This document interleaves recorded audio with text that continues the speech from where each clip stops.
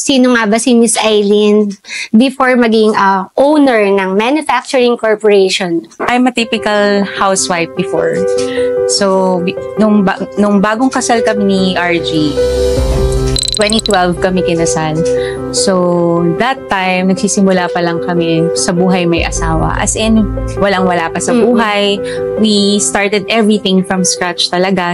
From 12,000 na puhunan sa negosyo. And then, ayun, awa ng Diyos, napalago naman namin siya. And from that time, nagsimula ako maging online seller talaga. Nagbebenta-benta ako ng kung ano-ano lang sa online, nire-resell ko. Mga product, beauty products, mga bags, yun yung una kong binenta sa Instagram pa before, yung mga bags na pinapagawa ko sa Marikina. And then, ngayon, lumawak na siya. Oo.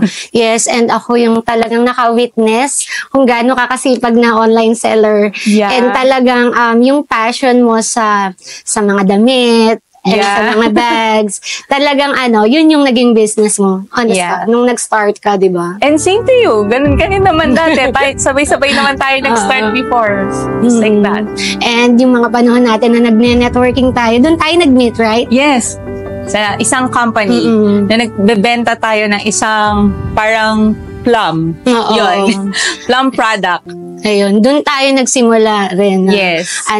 Mapunta sa mundo ng pagbebenta. And then doon din natin na nagbenta tayo through online. Yes. Lahat yon, everything started from online selling up until now. And look at you! You have your own Evie Talk podcast. Yes. And kayo, grabe. Andito ka kasi isa ka sa napili ko na ma-feature and alam kong maraming matututunan ang ating mga viewers ngayon. Yeah, thank you. Thank you so much for inviting me here. It's such an honor to be here. And syempre, actually, ngayon ko lang ma-share through podcast yung story ko. Yeah, lalo na yung cancer survivor journey ko. So yun, before tayo mapunta doon, yung mga viewers natin na narinig nila na 12,000 lang kayo nagsimula. Paano nyo ba napalago yung 12,000? We started na may nakilala kaming manufacturer before na napayagan niya si RD mag-start na from 12,000. Mga coffee yun. Skinny coffee. Yun yung unang-unang product namin sa online. And then, after ilang buwan lang, nung natutunan namin mag-ads, in-add siya ni RG, tapos ako yung ginagawa ng model. Tapos, yun, pinopost lang namin siya sa Facebook, and then from there, nakakakuha kami ng mga reseller, kahit nga 10 piraso lang in-order, din-deliver talaga namin sa kanila personally nung una. Tapos, ayan na, meron pang hanggang sa dumami yung mga nakagamit and then nagkaroon kami ng mga distributors nationwide here in the Philippines hanggang sa nakapagpa-travel na kami. Actually, nagulatin kami kasi ang bilis ng pacing nun. Pero, ayun nga, God's will and God's grace, God's amazing grace talaga kasi ang bilis talaga nung paglago ng business. And isa akong sa nagbenta niyan.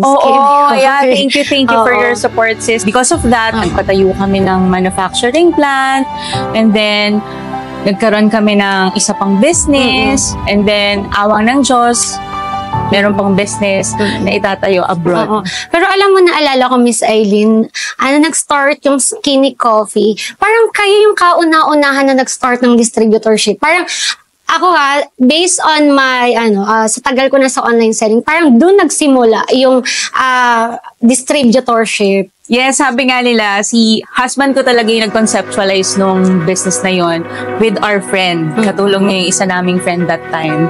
Tapos, ang tawag nga nila kay Ari, siya daw yung legend ng distributorship kasi siya talaga nag-start no RD, PD, siya talaga nag-conceptualize nun nung city distributor down to reseller. Kasi sanay tayo sa networking, di ba? So, in-incorporate niya doon pero hindi networking style, distributorship style na may hierarchy. More on selling na lang. Yes, more on selling. And also, habang tumatagal, napalaki niyong 12,000. Ano yung sikreto na ginawa niyong mag-asawa? Yung una kasi talaga, delayed gratification kami. Nung nagsisimula kami, hindi muna talaga kami, kahit nung lumalago na yung business, hindi muna talaga kami bumibili ng mga brand new na sasakyan. Actually, nagpapatravel kami,